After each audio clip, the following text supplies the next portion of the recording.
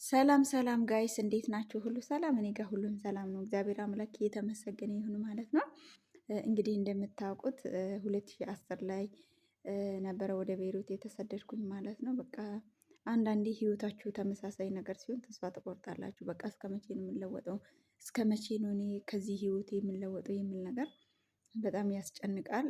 ተስፋም እስከ መቁረጥ ያደርሳል ማለት ነው። ግን ደግሞ እግዚአብሔር የተመሰገነ ይሁን 2010 ላይ ወደ ቤይሩት ተሰድቼ 5 ዓመት ከ5 ወር አንድ ቤት ውስጥ ሰርቼ አንዴ እንኳን ኢትዮጵያ አልሄድኩም ማለት ነው። ቤተሰቦቼን ለማየት እግዚአብሔርን እየለመንኩ እግዚአብሔር እንዲያበረታኝ እግዚአብሔር አምላክ የድህነትን ስድብ እንዲያርቅልኝ ጸሎት እያረኩኝ በተሰደድን ጊዜ ደግሞ በዛ በስደቴ ወቅት ወንጌል እንማራለን፣ መንፈሳዊ ማህበርም አለ።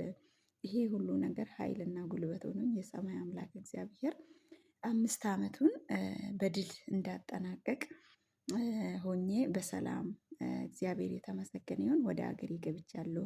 ያ ሀዘን፣ ያ ተስፋ መቁረጥ፣ ያ ጭንቀት፣ ያ ሁሉ ነገር ተወግዶ ሰርቼ ገንዘብም አግኝቼ በሰላም በምስጋና ወደ ሀገሬ ገብቻለሁ ማለት ነው። መዳሜም የጆሮ ወርቅ 3 ግራም ወርቅ ስጦታ ሰታኝ ነፍሷን ይማርና ያውሳ አርፋለች።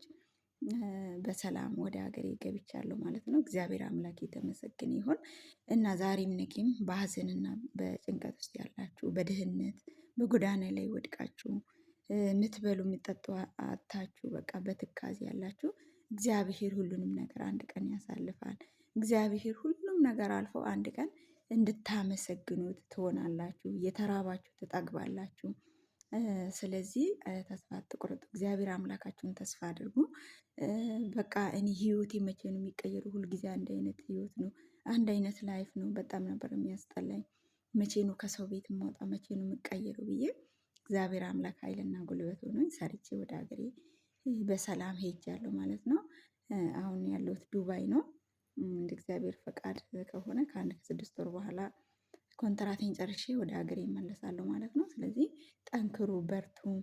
የመዳሜንም ቤተሰቦች በእውነት በጣም አመሰግናቸዋለሁ። በጣም ነው ማከብራቸው፣ በጣም ነው መወዳቸው። እነሱ ጋር የኖርኩት 5 ዓመት ለዛሬ አሁን ላለሁበት እንጀራ የራሱ በጣም ጥሩ ነገር ሆኖልኛል ማለት ነው። ስንት አመት ሰራሽ አንድ ቤት ሲሉኝ 5 ዓመት ነው የሰራሁት ምናምን ስላቸው በቃ ጥሩ አስተያየት አላቸው ለእኔ ሰዎች ማለት ነው። እና እነሱንም ነፍሳቸውን ፈጣሪ ይማርልን። ስለዚህ በሀዘንና በመከራ ውስጥ ያላችሁ በርቱ።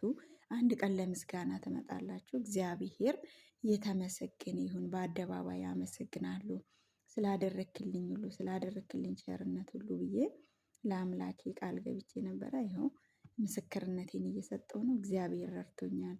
በስጋም በነፍስም ባርኮኛል። መድኃኔዓለም ምስጋና ይድረሰው። ለእኔ የደረሰ ቸሩ መድኃኔዓለም ለሁላችሁም ይድረስላችሁ። የራማ ልዑል ቅዱስ ገብርኤል ይጠብቃችሁ። ቴንኪው በጣም አመሰግናለሁ። ቻው